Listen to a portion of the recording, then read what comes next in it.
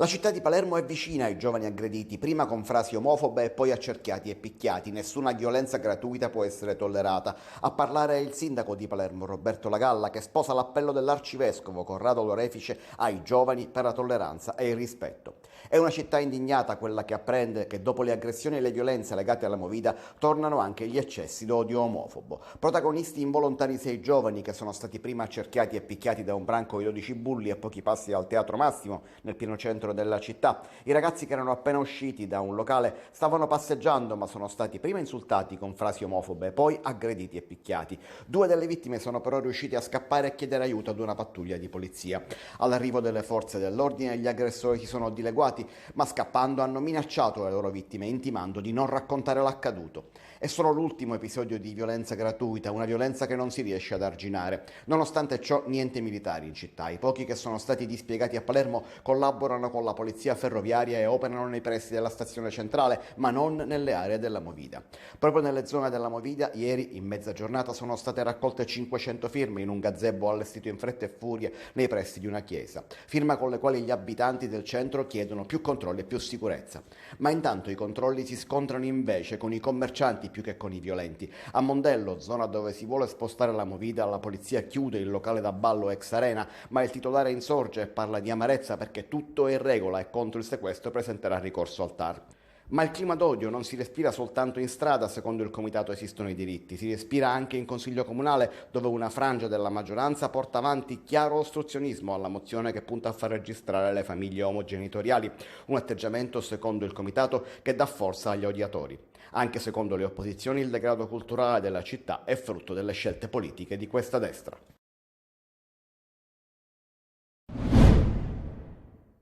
Mi ha raccontato che si stava recando presso una sua abitazione e a un certo punto è stata, diciamo, ha incrociato un gruppo di ragazzini che hanno iniziato, ecco, a rivolgerle epiteti di ogni ordine e a quel punto lei probabilmente, questo non me lo ha detto, ha cercato, ecco, di difendersi in un modo o in un altro fino a quando poi si è sfociato appunto in un'aggressione fisica. Il racconto affidato al sindaco di Piazza Armerina è quello della donna somala di 38 anni aggredita per strada sabato sera. Con un pugno le hanno fratturato il setto nasale lasciandola in una pozza di sangue. Il branco di giovanissimi, forse tutti minorenni, sono già stati individuati. Un ragazzo di 17 anni sarebbe già stato interrogato. La donna ha una prognosi di 15 giorni e si trova ancora all'ospedale dove il primo cittadino le ha portato la vicinanza della comunità. Mi sono trovato di fronte ad una persona che era provata ed era molto spaventata. Mi ha raccontato che era arrivata a Piazza Armerina da pochi giorni in cerca di un lavoro, evidentemente. Si tratta di una persona che è in Italia da diversi anni. La cosa che mi ha colpito, le ho chiesto se era madre, mi ha immediatamente mostrato la foto dei suoi figli che sono in questo momento in Africa. Una storia, una vita che quel gruppo di bulli della borghesia cittadina neanche immagina. A Piazza Armerina, un centro vivace dal punto di vista culturale, vive una folta comunità di extracomunitari apparentemente ben inserita. C'è una società di facciata che dice che è accogliente, ma sicuramente c'è una società nascosta che invece ancora ha paura della pelle o del colore diverso della pelle di qualcuno che non conosce. Agostino gestisce uno dei centri di accoglienza per minori che ha ricevuto anche la visita del presidente Mattarella. Con orgoglio ricorda che una cinquantina di giovani migranti sono stati assunti l'anno scorso da aziende del territorio, ma questo non impedisce che la convivenza sia scandita negli anni da episodi di intolleranza sfociati in aggressioni o vandalismi. Cresce l'apprensione dei familiari che da settimane attendono la tumulazione di un proprio caro. Non si parla di vera e propria emergenza, ma poco ci manca, e tutto a causa dello stop forzato per un mese nelle tumulazioni e ristumulazioni determinato da questioni legate al bilancio. Disposti interlocali all'interno del cimitero del capoluogo, il deposito, la chiesa e la chiesetta, vi sono circa 99 salme che attendono di essere tumulati, più altri 20 celle che dovranno essere riconsegnate ai parenti o ricollocate all'interno delle tombe dei congiunti. A sollevare aggravare il problema era stato nell'ultima riunione del Consiglio Comunale l'esponente del Movimento per l'Autonomia Tore Fileccia, che aveva raccontato il disagio vissuto dalle famiglie. Lo stato di emergenza in ogni caso dovrebbe cessare entro un paio di settimane. Le sepolture procedono a ritmo di 8-10 al giorno a fronte di una media fino a 4 ingressi al giorno, dice l'assessore ai servizi cimiteriali Giuseppe Laporta, ma può succedere come è avvenuto ieri che ci sono stati 9 ingressi. Laporta conferma comunque che si sta procedendo celermente al seppellimento e contemporaneamente dice alla restituzione o al ricollocamento dentro alcune tombe dei propri congiunti di 21 celle e che nel giro di qualche settimana il problema sarà ridotto. Di fatto però la situazione al cimitero di Trapani è questo: un giorno si tumula, il giorno appresso vengono eseguite le estumulazioni, ma anche qui ci sono tempi da rispettare. Naturalmente alla speranza per quanti si trovano nelle condizioni di non poter visitare dignitosamente un congiunto deceduto e che non succeda come nell'agosto del 2022, quando si arrivò a quasi 200 salme che per mesi rimasero in attesa di sepoltura e le cui bare furono accatestate tra il deposito e la cappella, tra il malumore dei familiari.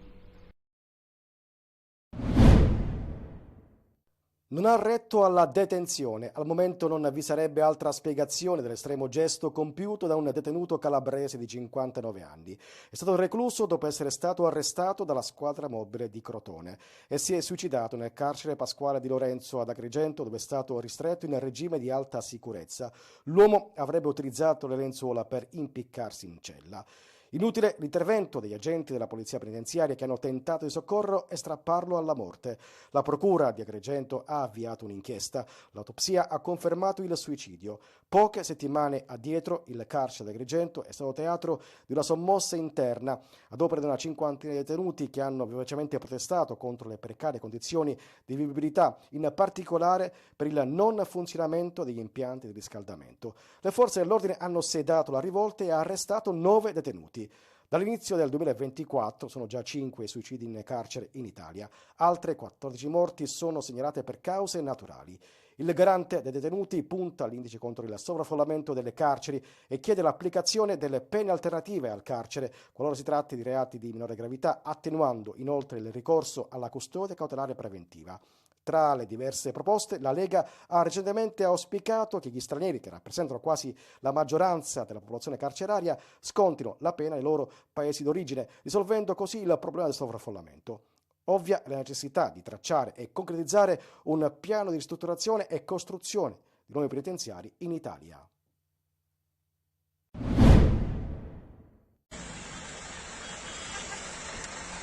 Agricoltori e allevatori, tutti in marcia sulla Palermo Sciacca nel capoluogo siciliano per protestare contro le politiche dell'Unione Europea, del governo e della regione che favoriscono la vendita di prodotti non salubri a danno di quelli siciliani, dicono. Da Menfi a Palermo una protesta unanime anche per evidenziare l'inutilizzabilità che dura ormai da mesi dei 33 milioni di metri cubi di acqua del lago Arancio. La mancanza di acqua ha infatti letteralmente dimezzato i raccolti degli agricoltori dell'Agrigentino. Una protesta che ha portato anche una delegazione a manifestare davanti alla prefettura di Palermo.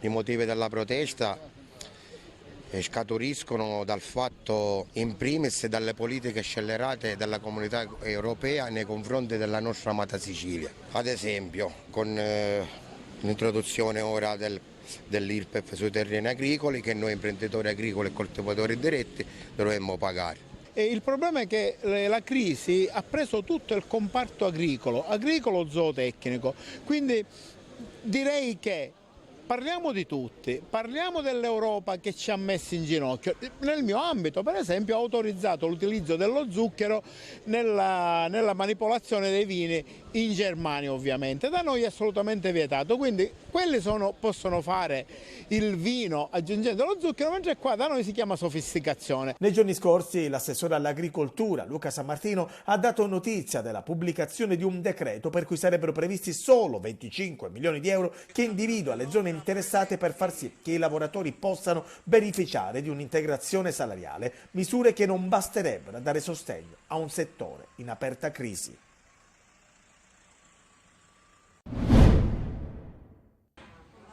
Sabato sarà il 27 gennaio, ovvero il giorno della memoria, la data che ogni anno viene celebrata per commemorare le vittime dell'Olocausto. La data scelta dalle Nazioni Unite che ricorda il giorno del 1945, quando le truppe dell'Armata Rossa liberarono il campo di concentramento di Auschwitz. Giorno della memoria che cade in un periodo delicato per Israele, in guerra con Hamas. Ne abbiamo parlato con il professore Alessandro Hoffman, che vive a Palermo e da anni studia la storia degli ebrei di Sicilia nel Novecento. Ma credo che ognuno debba commentarla da sé queste vicende. Non c'è dubbio che mettersi nei panni degli israeliani è facile e difficile nello stesso tempo. Il ricordo, la memoria e la storia ci dovrebbero dire tante cose, ma parlare di similitudine io non me la sentirei. Non mi sentirei di escludere che quello in atto sia un genocidio. È una vicenda dura, una vicenda pesante. Gli ebrei di Sicilia del Novecento, chi erano? Il corpo forte della nostra vicenda sono da un lato gli ebrei stranieri, cioè la prevalenza di stranieri all'interno della comunità ebraica, dall'altro lato la circostanza che tutti questi vengono portati in campi di concentramento italiani, una realtà pressoché sconosciuta.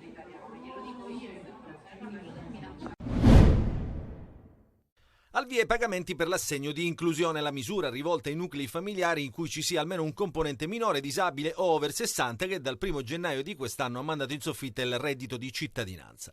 I primi accrediti partiranno venerdì 26 gennaio. Dei nuclei finora che hanno fatto richiesta, sulla base dei dati dell'INPS, quasi la metà si concentra in 2 regioni, come è già avvenuto per il reddito di cittadinanza: Campania con il 26,7% dei richiedenti e Sicilia con il 21,8%. Alla stregua del reddito di cittadinanza, anche per quella misura noi rappresentavamo numeri molto alti rispetto ai livelli e ai valori nazionali. La possibilità di inviare le richieste è stata anticipata al 18 dicembre scorso. Le domande finora presentate per il supporto sono quasi 165.000, di cui accolte poco più di 68.000. Ancora il portale, rispetto alle migliaia di domande che abbiamo fatto dal 18 dicembre a oggi, ognuna delle domande risulta in stato acquisita. Di conseguenza il 26, che sarà la prima giornata di pagamento di tutte quelle istanze fatte dal 18 dicembre al 7 gennaio, non sappiamo esattamente quante di queste domande saranno accolte e quindi quanti di questi soggetti vedranno liquidarsi attraverso la carta di inclusione che dovrà essere rilasciata dalla posta il primo pagamento per la mensilità di gennaio. T-Red e Autovelox per mettere un freno a chi scambia la circonvallazione di Catania per un circuito di Formula 1, mettendo a repentaglio la propria vita e quella degli altri. Il sacrificio di Chiara Adorno, la studentessa originaria di Solarino, travolta ed uccisa sulle strisce pedonali sul viale Andrea Doria, non è stato vano. Completata la trafila burocratica, entreranno in funzione tra un mese i nuovi dispositivi di sicurezza, T-Red e Autovelox appunto, che copriranno tutta la circonvallazione da ogni nannesima, con l'obiettivo di fare rispettare i limiti di velocità e di conseguenza di ridurre il tasso di mortalità. Ne è convinto il vice sindaco di Catania Paolo La Greca, che, statistiche alla mano, sottolinea che con i 30 km all'ora gli incidenti mortali si riducono al 5%, a 50 km all'ora salgono notevolmente, ma comunque rimanendo all'intorno del 50%, quindi la minore velocità è una garanzia per la sicurezza dei pedoni. Parola d'ordine sicurezza e soprattutto rispetto delle regole. Sono strumenti quindi che serviranno soltanto a fare rispettare l'attuale codice della strada. Intanto è in stand-by il progetto del sovrappasso nei pressi della cittadella universitaria, che sembrerebbe non convincere del tutto gli addetti ai lavori. Il martirio di Sant'Agata, la ferma volontà di salvare il suo tesoro, la guerra. A Catania torna lo spettacolo Agata, la Santa Fanciulla, in una sede inedita, la chiesa San Nicolò l'Arena, la più grande della Sicilia. Un dramma sacro con 20 attori in scena, li vediamo durante le prove dello spettacolo, che narra quanto descritto negli atti del martirio, facendo inoltre muovere sullo scenario dei terribili bombardamenti che colpirono Catania durante lo sbarco alleato fatti e personaggi immaginari come il cavaliere Pennisi, che difende il tesoro assieme a una suora. La gestazione dello spettacolo non è stata facile, ha spiegato lo scrittore il regista Giovanni Anfuso, ospite di Buongiorno Sicilia. Trarre un testo teatrale dagli atti del martirio è come dare ad un drammaturgo il dispositivo di una sentenza e dirgli: fanne uno spettacolo. Tratto dagli atti che aveva anche in qualche modo edito Monsignor Zito, il compianto Monsignor Zito. Emozionata Cecilia Guzzardi, che per la prima volta interpreta Sant'Agata. È un'emozione, è emozionante essere Agata, ma è emozionante anche per la forza del personaggio di Agata. Agata vive in un'epoca pagana e, affermando di credere in un unico Dio, si mette contro l'autorità rappresentata dal proconsole Quinziano, che non tollererà il rifiuto della fanciulla di sacrificare agli dei. La semifinale di Coppa Italia per il Catania arriva in un momento particolare. Il rinvio della gara col Picerno ha evitato di mettere nelle gambe 90 minuti pesanti su quel campo in quelle condizioni, ma il periodo è anche quello in cui il mercato comincia a mettere una certa fretta. I rostazzurri, lo ha detto anche Lucarelli giovedì scorso, qualcosa in entrata ancora la faranno, ma adesso devono soprattutto cedere e sono solo una decina di giorni per trovare una sistemazione ai calciatori che non rientrano più nelle scelte di Lucarelli. Uno degli obiettivi prioritari è quello di liberarsi dei contratti pesanti di Mazzotto e Marsura, che rappresentano proprio l'ostacolo più grande per la loro cessione, perché di fronte ad un grosso esborso economico per il pagamento dell'ingaggio, molte società fanno un passo indietro.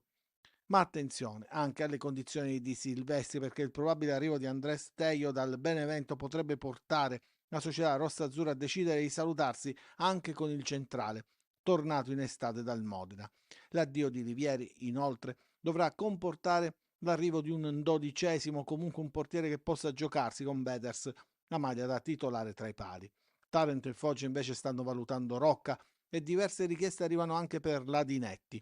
Attenzione anche su Bocic, per il quale la Virtus Francavilla avrebbe messo sul piatto artistico, e su Chirico. Il giocatore non è sulla lista dei partenti, ma il Vicenza sta pressando parecchio e l'arrivo di Peralta potrebbe convincere la società rossa-azzurra anche a dare l'ok se questa fosse la volontà del giocatore.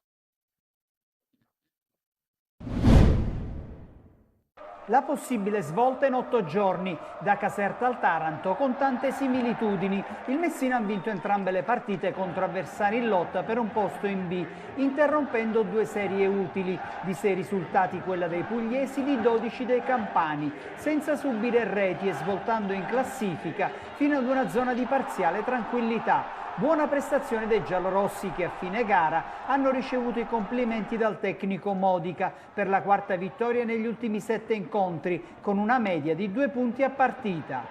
Sapevamo di incontrare una squadra che fino adesso ha fatto non bene, di più, veniva da risultati importanti, hanno qualità, giocano bene. Hanno vinto un po' di partite in trasferta, hanno queste ripartenze che sono per loro micidiali, coprono bene il campo, quindi era una partita molto difficile. La squadra ha fatto una grande prestazione, una prestazione di gruppo, una prestazione dove i ragazzi sono stati dentro la partita sempre, abbiamo fatto il primo tempo divino. Abbiamo sbagliato qualche cosa, ma ci sta nell'ordine della gara. Sabato prossimo, con inizio alle 20:45, sfida salvezza in Campania contro la Turris. Il Messina attende novità dal mercato. In partenza Buffa e Tropea. In caso di richieste andranno via anche Ragusa e Cavallo. Si cercano un difensore e una punta centrale.